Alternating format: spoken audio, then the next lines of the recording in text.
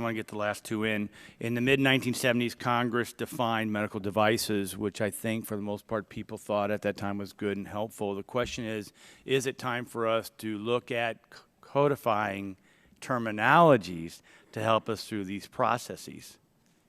I mean, a lot of this talk about FDA and how do we expedite, but don't you think it might be a time to look at some new words and definitions that define them in the law so that we can get some application and, speedily? And I just kind of throw that up as a comment. Anyone want to jump in real quick? I got one more question, so if you could be brief. Dr. Niloff? Yes. So I believe that that's very important. When I went to medical school, we didn't have computers. This is all new stuff, and that's the era the law was developed. And I think that we need sort of new law that conforms with the state of the world as it exists today.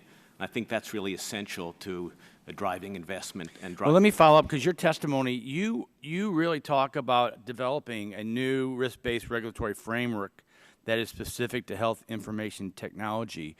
With my remaining time, do you want to talk about that a little bit? Sure.